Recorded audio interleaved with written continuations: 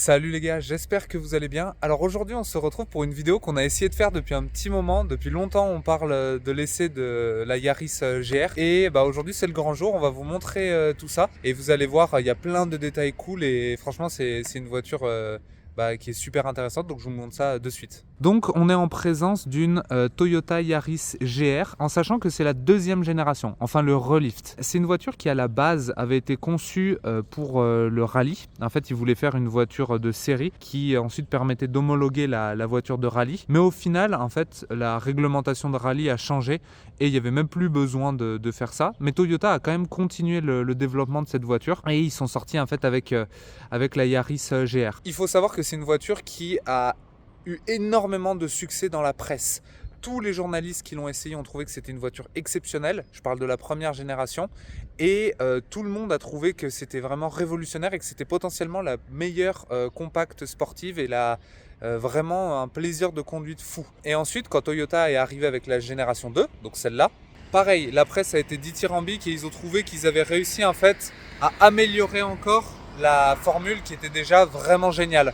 Et pourtant, c'était pas chose aisée parce que la première, encore une fois, avait été phénoménale et ils ont réussi à faire des petites améliorations pour rendre la formule encore meilleure. Si on parle un petit peu du look, bon, ça n'a plus grand chose à voir avec une Yaris classique. Déjà, vous voyez, le bouclier à l'avant, il est totalement revu. Vous avez cet énorme radiateur qui est juste trop stylé parce qu'ils ont mis GR fort dessus. Il y a énormément de prises d'air, mais on va les détailler un tout petit peu après. Déjà, on va faire un tour un peu global de la voiture. Comme vous pouvez voir, elle a vraiment un côté très musclé et très agressif par rapport à la Yaris classique. En fait, quand vous regardez la face avant, vous vous rendez compte qu'il y a des ouvertures vraiment un petit peu partout. Là, déjà, vous avez effectivement l'énorme radiateur qui vient en fait gaver le moteur en air frais. On va d'ailleurs parler un peu du moteur après. Juste au-dessus, pareil, vous avez des entrées d'air et vous avez même des entrées d'air ici, vous voyez, à côté du logo Toyota.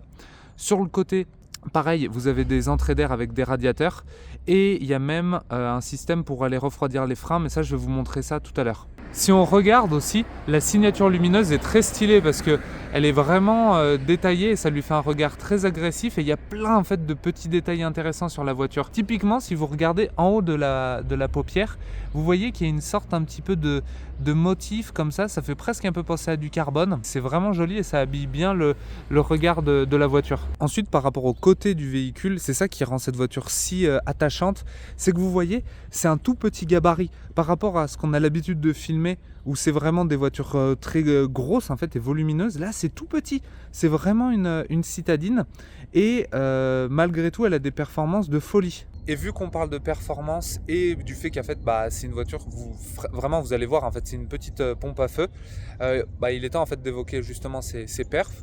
Donc on est sur un 3 cylindres, donc turbo, de 1,6 litre qui génère quand même 280 chevaux et 390 Nm de couple. Encore une fois, c'est un tout petit gabarit et le poids est vachement contenu parce que du coup, ça fait en gros 1300 kg à vide. Donc le rapport poids-puissance est vraiment super intéressant. Et d'ailleurs, ce 3 cylindres, c'est le 3 cylindres de production entre guillemets classique, à part des projets un petit peu spéciaux, qui génère en fait le plus de puissance. Donc c'est vraiment une prouesse de la part de Toyota d'avoir réussi à sortir 280 chevaux d'un si petit bloc. Et justement, vu qu'on parle aussi de ça, je suis en train de me dire qu'on ne l'a même pas évoqué, mais pourquoi GR? Donc vous voyez, justement, vous avez le badge en fait qui est juste là. C'est en fait l'acronyme pour Gazoo Racing et en fait c'est la branche ultra sport de Toyota, donc c'est eux qui font en fait la préparation des voitures de rallye, des voitures au Mans et en fait ils ont commencé un peu comme AMG du coup à mettre leurs pattes sur les véhicules sport mais de série de chez Toyota, donc sur la Yaris, sur la GR Supra, sur ce genre de voiture. Également pour parler du freinage, et je l'ai un peu évoqué tout à l'heure quand je vous ai montré la face avant, si vous voyez, on passe comme ça dans le passage de roue, vous voyez en fait qu'il y a un espèce de petit trou et en fait c'est tout simplement l'air frais qui est aspiré par l'avant. Il y a en fait un conduit qui amène de l'air frais pour le refroidissement des freins. Donc on voit que c'est quand même vraiment une voiture qui a été étudiée en termes d'ingénierie et de soufflerie pour justement lui procurer des performances assez dingues. Également pour encore appuyer le fait qu'en termes, que dynamiquement parlant c'est quand même vraiment une caisse de fou, c'est que ils ont fait des modifications sur le châssis, ils ont rajouté des points de soudure pour augmenter encore la rigidité de la voiture par rapport à la phase 1.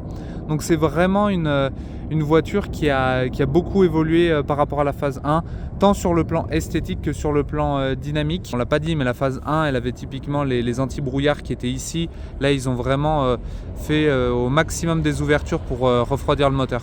Là cet exemplaire il est dans un noir, mais c'est un très beau noir parce que si vous voyez, si on se rapproche un petit peu, vous voyez c'est un noir pailleté et il y a beaucoup de reflets et c'est un noir qui est assez profond, mais quand il est au soleil il y a énormément de reflets, donc c'est vraiment très joli. Par rapport ensuite au design, encore une fois, vous voyez c'est quand même très sculpté. Enfin là typiquement vous avez cette espèce de gros panneau de carrosserie qui ressort pour vraiment lui donner un look agressif. Si vous la regardez sur le côté, vous voyez que la hanche derrière elle est très ressortie, le passage de roue il est quand même très large. Il y a eu un changement sur la phase 2. Typiquement maintenant vous avez en fait un bandeau LED qui court tout le long, alors que sur la phase 1 vous l'aviez pas, mais ça lui fait vraiment un arrière qui est vraiment super stylé. C'est très carré, c'est très large, mais ça a vraiment un look juste trop beau. Et en plus de nuit, ce bandeau lumineux ça lui fait vraiment une signature qui est juste magnifique. Également, vous avez ces deux énormes sorties d'échappement que vous voyez et qui fait un bruit vraiment pas mal pour un 3 cylindres honnêtement. Je trouve que c'est vraiment très réussi comme design et ça fait vraiment très compact, carré, musclé, et c'est ce qu'on attend de ce genre de voiture. En parlant de bruit justement, malheureusement Toyota a fait le truc qu'un petit peu tous les constructeurs font, c'est qu'ils ont rajouté une enceinte en fait à l'intérieur qui imite le bruit du moteur pour renforcer un petit peu ça et pour compenser le problème qu'il y avait avec tous les filtres à particules qui masquent un petit peu le son de la voiture. Mais voilà, le proprio, je sais qu'il l'enlève à chaque fois. Il veut pas avoir ça parce que c'est juste pas son vrai bruit tout simplement. Également, vous voyez sur l'arrière, il y a quand même cette espèce de petit béquet qui part comme ça. Vous avez pareil les phares qui ressortent vachement. Enfin, je trouve que ce plan, il est quand même vraiment très joli. On voit cette espèce de béquet, les feux à l'arrière qui ressortent. Et pourtant, ça fait un arrière très carré, mais avec des formes. Enfin, c'est vraiment très réussi, je trouve, en termes de design. Aussi, un élément de design qui est assez rigolo et à noter. Vous voyez sur le toit, ils ont mis un covering carbone, mais ce qui ne fait aucun sens parce qu'en fait, sous ce covering, vous avez une sorte de carbone forgé. Moi, personnellement, je ne comprends pas pourquoi ils ont en fait recouvert le beau carbone avec en fait ce covering qui est du faux, tout simplement.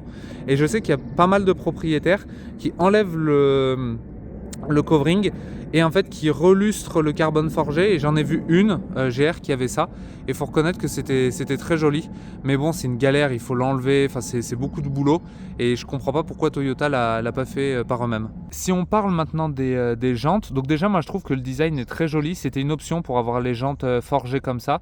Vous voyez que les disques derrière ils sont rainurés et vous avez les très beaux étriers de frein avec du coup le logo GR. En termes de dimension, on est sur du 225, 40 et du 18 pouces. Et en fait, on est chaussé en Michelin Pilot Sport 4S, donc c'est le mieux sur ce genre de voiture. Si on parle maintenant un petit peu du coffre, parce que bon, c'est quand même quelque chose d'intéressant. Hop, vous voyez qu'il y a quand même vraiment de la place. Et ce qui est assez rigolo, en fait moi je m'attendais à ce que ce soit creusé et profond, mais pas du tout, mais tout simplement parce qu'en fait vous avez la batterie et vous avez aussi un réservoir d'eau, et en fait ce réservoir il sert à asperger en fait le turbo d'eau pour aider à le refroidir et améliorer soi-disant les performances. Si on vous montre du coup le fameux 3 cylindres qu'on évoquait, vous voyez que la présentation est quand même assez sympa parce qu'ils ont mis sur le cache le logo GR, donc Gazoo Racing, ils ont mis un petit logo turbo, ils ont mis des accents de rouge, donc le bloc moteur est quand même pas mal et ça doit être génial pour faire de la prépa parce qu'il y a quand même énormément de place encore, et c'est ce qu'on disait avec le proprio, c'est quand même très drôle parce que la boîte à air elle est limite aussi grosse que le moteur, donc c'est vraiment rigolo. Si on passe maintenant à l'intérieur de la voiture, Vous voyez que du coup, ils ont fait un mix avec ce plastique moussé et il y a quand même beaucoup d'Alcantara. Donc je trouve qu'ils ont fait un effort pour voir que c'est une petite voiture et qu'il fallait faire des économies d'échelle pour la proposer à un prix attractif. Mais le rendu est vraiment sympa. En plus, moi je trouve qu'ils ont vraiment fait un beau boulot sur les sièges qui sont juste splendides parce que du coup sur l'appui-tête, vous avez brodé le logo GR, vous avez un mix de cuir, d'Alcantara, tout est surpiqué en blanc. Ça, vous pouviez choisir, vous pouviez avoir la surpiqûre en rouge. Le milieu du siège, vous voyez aussi que vous avez en fait des petits points comme ça blancs parce que le proprio a choisi en fait de faire les surpiqûres blanches, mais s'il l'avait pris rouge, et ben là par exemple ça aurait été rouge aussi. Les sièges, on en parlera un petit peu plus pendant la conduite, mais c'est quand même, ils sont très confortables et le maintien est vraiment très bon.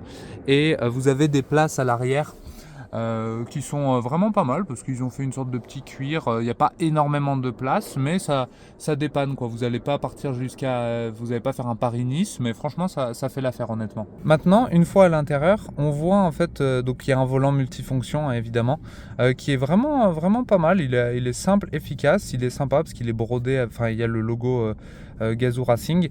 Pareil, il y a les surpiqûres blancs dessus. Et après, bon, vous avez tous vos trucs pour les aides à la conduite, etc., pour le téléphone. Et là, en fait, c'est un petit peu un des endroits qui a le plus changé de la voiture. En fait, ils ont écouté les critiques des utilisateurs de la première génération. Les utilisateurs de la première génération, en fait, ils se plaignaient qu'on était assis trop haut dans le véhicule et en fait, le rétroviseur à l'intérieur était lui pour le coup trop bas. Et en fait, ça faisait que la vision était un peu altérée et la position de conduite était un peu bizarre. Là, ils ont écouté du coup et en fait, ils ont rabaissé l'assise et ils ont remonté le rétroviseur à l'intérieur pour justement améliorer ce petit souci. Également, ils ont complètement changé l'instrumentation. Donc là, il y a vraiment un côté où on a l'impression que c'est un cockpit de voiture de rallye. Et ce qui est assez rigolo, c'est qu'il est vraiment orienté pour le conducteur. Quand on est en passager, vous voyez, il est vraiment tourné en direction du conducteur. Donc ça, c'est vraiment pas mal. Et ils ont aussi un petit peu rabaissé la hauteur du coup de la plage avec toute l'instrumentation pour encore une fois faciliter la vision du véhicule, à l'intérieur du véhicule. Ensuite, si on passe du coup ici, donc hop, on va juste mettre le contact que vous voyez. Donc vous avez ce grand écran, donc s'il fait ça c'est du fait de la caméra, hein. En réalité il grésille pas comme ça. Mais vous avez du coup tous vos réglages de clim ici, vous avez le volant chauffant, les sièges chauffants et vous avez surtout les modes de conduite. Cette molette en fait elle va vous permettre de gérer votre répartition du couple. Donc c'est un différentiel piloté hein. Donc dans tous les cas la voiture elle va un petit peu adapter quand même. Mais en gros quand vous êtes en mode normal sur le différentiel, vous allez avoir une répartition vraiment en traction, donc avec 60% du couple qui va à l'avant et 40% à l'arrière. Gravel, donc c'est gravier, vous allez être quasiment sur du 50-50 à quelques pourcentages près. Et si vous appuyez que vous passez en track, là en fait le véhicule il va pouvoir aller jusqu'à 70% du couple à l'arrière. Donc ça devient quasiment une propulsion. Mais encore une fois, c'est un différentiel Torsen et en fait il va gérer par lui-même le couple pour vous fournir la meilleure performance possible. Ce bouton, c'est pour enlever en fait toutes vos aides évidemment. IMT, c'est pour en fait avoir le talon pointe automatique. Et là, vous choisissez vos modes en fait. Pour vous montrer ça, donc là vous voyez on est en éco, il y a cet affichage là. Si on passe en normal, l'affichage ne change pas vraiment. Ça, par contre, la différence des modes, ça va en fait améliorer la réponse de l'accélérateur et la direction va être plus lourde. Quand vous passez par contre en sport, vous voyez, vous avez quand même ça, un affichage qui est plus dynamique avec vraiment vos tours minutes qui sont en gros. Et ensuite, quand vous êtes en custom, bon là c'est vraiment vous qui décidez ce que vous affichez et comment c'est mis. Et vous voyez qu'en fait ici, là, vous avez le différentiel. Donc vous voyez, si là je le passe en gravier et là en track. Voilà, tout simplement. La nouveauté sur la génération 2 de la Yaris GR, c'est que vous pouviez avoir une boîte automatique. Là, pour le coup, Dieu merci, le propriétaire, il l'a en boîte méca. Et du coup, vous voyez, c'est une boîte méca 6 qui est juste géniale. Elle s'enclenche super bien, c'est super court. Enfin, vous voyez, c'est vraiment une super bonne boîte méca. Et aussi, truc très drôle, c'est que vous avez un bon vieux frein à main. Donc pour faire des épingles en drift, c'est quand même assez pratique. Ça c'est ce que je vous disais, vous voyez ici vous avez le bouton en fait pour le spray d'eau qui est dans le coffre. Et du coup, juste pour vous faire écouter un petit peu le bruit que la voiture fait. vous voyez qu'en fait elle prend des tours très rapidement. C'est un moteur qui a vraiment pas beaucoup d'inertie et c'est vraiment assez impressionnant. On se retrouve du coup dans la Yaris GR. Donc c'est une voiture que... Ah, bienvenue en France. Bon, voilà, hein, vous savez qu'on est en France. Non, blague à part, c'est une voiture que je connais parce qu'on a déjà fait avec le proprio des sorties col de montagne. Donc je sais que ça marche incroyablement bien et que c'est super efficace, honnêtement. Et puis là, on arrive sur les routes un petit peu classiques, donc on va pouvoir vous montrer un petit peu et exploiter un peu plus la voiture. Donc là, on est en mode sport, on a le talon pointe et on est avec le différentiel en track, donc un peu plus typé propulsion. Donc vous voyez, je vous laisse regarder à l'avant. En fait, ce qui est fou, c'est que comme je vous ai dit, c'est un bloc qui a zéro inertie. Il prend très vite en fait des tours. C'est super impressionnant à ce niveau-là. Il prend instantanément des tours et vous entendez en fait l'admission d'air et le turbo tout le temps. Et c'est pas un bruit de moteur pur comme vous pourriez avoir, mettons, sur une F12. C'est en fait un bruit de turbo et d'admission d'air, mais c'est super rigolo. Et l'avoir en fait dans un petit gabarit comme la Yaris, c'est juste trop marrant comme voiture à rouler. Et en termes de perf, c'est vraiment impressionnant, surtout sur des routes comme ça.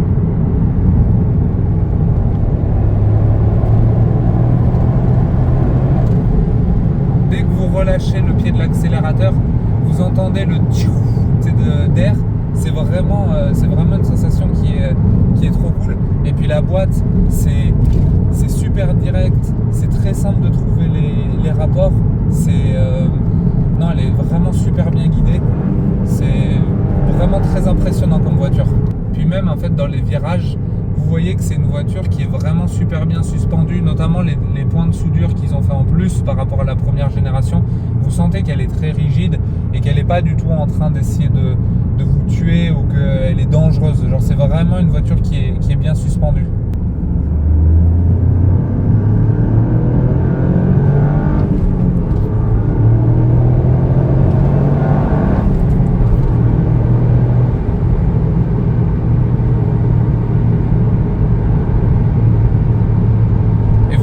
Vraiment des vitesses assez importantes. Bon, on est encore en limitation de vitesse comme à chaque fois, mais vous vous rendez compte vraiment que vous pouvez prendre des vitesses assez importantes et vraiment sans effort. Vous sentez que c'est une voiture qui est très efficace, vraiment. C'est pas la plus expressive, mais vous sentez que c'est vraiment une voiture qui a été faite pour la performance et qui est là pour vraiment être efficace. Là, on arrive dans un rond-point et vous voyez, même si on arrive un petit peu fort, vraiment en fait vous avez un équilibre qui est parfait et vous enroulez très facilement et vous ressortez en fait très rapidement. C'est très très bien suspendu comme voiture et c'est très facile à utiliser. Et ce qui est assez rigolo, c'est que par exemple à l'inverse de l'Alpine A110R, d'ailleurs merci beaucoup parce qu'il y a eu énormément de vues sur cette vidéo, ça fait vraiment plaisir. Mais à l'inverse de la 110R où on sent qu'en fait elle est rivée au sol et qu'elle bouge pas, là en fait celle-là elle est un peu plus elle absorbe un petit peu plus et c'est plus une sorte de danse que vous avez. C'est un peu plus, pas pâteau, mais c'est vraiment deux styles de conduite très différents et c'est très rigolo parce que les deux sont irréprochables sur la route et c'est très compliqué de les mettre à défaut, mais pas du tout dans le même style. L'Alpine est vraiment soudée, donc si par contre vous la décrochez, c'est que vraiment vous êtes allé trop loin, alors qu'en fait la Yaris elle prend un peu plus les aspérités de la route et c'est un peu plus une sorte de danse que vous faites en fait avec la voiture. Donc c'est très particulier, mais c'est vraiment très agréable. Et quand vous connaissez les limites de la Yaris, vous pouvez aller très très très très loin. Là pareil, on va arriver sur un rond-point et vous allez voir, en fait c'est rigolo de pouvoir jouer avec le différentiel. Je viens de me repasser du coup sur du 4 roues motrices et plus du propulsion, voir si ça va changer un petit peu la donne. Bon, ça va être très compliqué de voir vraiment les différences parce qu'il faudrait être sur circuit pour bien pouvoir exploiter tout ça. Mais vous sentez qu'en fait la voiture on peut aller encore beaucoup plus vite que ça et qu'elle décrochera pas et c'est vraiment très très simple. Alors c'est pas compliqué du tout comme voiture. La boîte elle s'enclenche vraiment très facilement. Ça freine très bien parce qu'encore une fois c'est pas une voiture qui est lourde, donc en fait vous freinez très facilement. Et puis comme je vous ai montré tout à l'heure, Le système de freinage, il a été très bien étudié avec des écopes pour refroidir. C'est des disques qui sont rainurés. Donc il y a eu un vrai travail aussi sur le freinage et ça renforce ce côté très rassurant de la voiture. Également, pour vous illustrer un petit peu le fait que c'est quand même une voiture qui marche vraiment fort, typiquement le 0 à 100 sur cette voiture, il est estimé à 5 secondes 2 environ. Donc après, ça dépend des conditions, ça dépend des pneus, ça dépend de beaucoup de choses. Ça dépend aussi si vous avez la boîte auto ou la boîte méca. Mais voilà, pour vous donner un ordre d'idée, ça va être à peu près dans cette zone-là. Donc c'est vraiment très respectable pour une voiture de ce segment.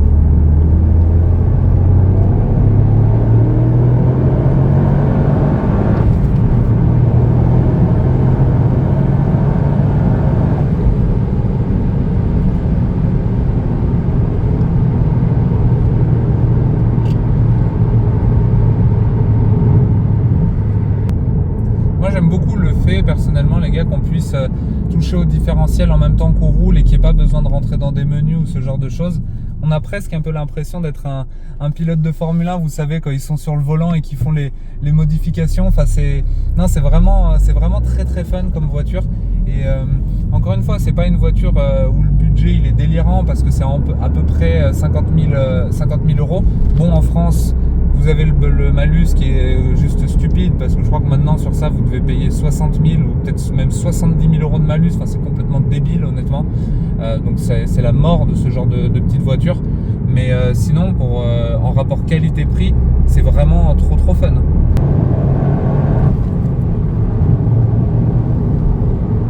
Et vous voyez, même sur des routes qui sont un peu défoncées comme là où on est, franchement, elle attrape toutes les aspérités, elle est très bien suspendue, on n'est pas ballotté dans tous les sens. Honnêtement, je pense que sur ce genre de route, elle se comporte même mieux que mon GT4. C'est même sûr d'ailleurs.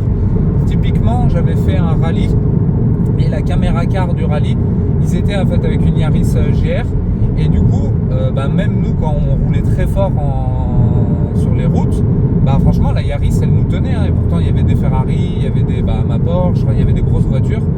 Mais la Yaris, elle avait aucun mal à nous suivre. Et dès qu'il y avait des petits enchaînements rapides, on sentait qu'elle était beaucoup plus à l'aise parce que c'est un tout petit gabarit, très bien suspendu encore une fois et qui marche super fort. Enfin, moi, ça me fascine. C'est un moteur qui n'a pas d'inertie. Vous appuyez, vous voyez d'un coup les tours qui montent. Enfin, c'est dingue. Dès que vous relâchez, vous avez la décompression du turbo. Enfin, non, franchement, c'est trop stylé comme voiture. Là, on s'est mis du coup en passager avec le proprio qui conduit. Il a le pied lourd aussi, ça fait plaisir. Mais comme ça, on peut un peu aussi vous dire l'expérience que c'est en passager. Et non, vraiment, c'est très plaisant à conduire. Et c'est une voiture qui est très simple de prise en main. Vous n'allez jamais être perturbé ou un peu perdu. C'est très simple à utiliser comme voiture. En fait, ce qui est très impressionnant, les gars, avec le moteur de la Yaris, c'est qu'encore une fois, il a zéro inertie et on a presque l'impression des fois que c'est un moteur de moto. Il grimpe dans les tours ultra vite et ce qui est trop bien, c'est qu'en fait, on passe sans cesse des rapports. Et vu que la boîte est de très bonne qualité, c'est cool de passer des rapports. Typiquement sur mon GT4, on passe beaucoup moins de rapports et des fois c'est un peu dommage. Alors que là, sur la Yaris, on est sans cesse en fait en train d'utiliser le levier de vitesse et c'est juste trop cool. Franchement, non, c'est une pure caisse de toute façon. Bon les gars, on vient de finir l'essai avec la Yaris GR. On a dû speeder un peu sur la fin parce que on avait tous les deux des rendez-vous après. Bilan, c'est vraiment une voiture de fou. Franchement, c'est incroyable en fait comme c'est efficace et comme c'est simple à utiliser. Genre c'est ultra efficace, c'est pas traître comme voiture, très simple à prendre en main. Moi j'adore cette voiture depuis des années, je trouve que c'est un des meilleurs rapports qualité-prix du marché, franchement. Ça a une gueule de fou, c'est très simple à utiliser parce que vous pouvez la garer partout. Enfin, ça marche de malade mental en col de montagne, c'est un scalpel le truc. Encore merci beaucoup au proprio d'avoir pris le temps de venir nous montrer la Yaris. J'espère que ça vous a plu parce que c'est une voiture qu'on a beaucoup vu dans la presse. Il y a eu beaucoup d'essais sur différentes chaînes de télé, mais là du coup c'était un peu ma version de la Yaris GR. J'espère que vous l'avez apprécié. On se retrouve la semaine prochaine pour une nouvelle vidéo, donc n'hésitez pas à mettre des pouces. Ça m'aide ça me soutient en fait pour continuer tout ça, à mettre en commentaire ce que vous pensez de la Yaris GR. Et puis nous on se retrouve la semaine prochaine. Ciao les gars.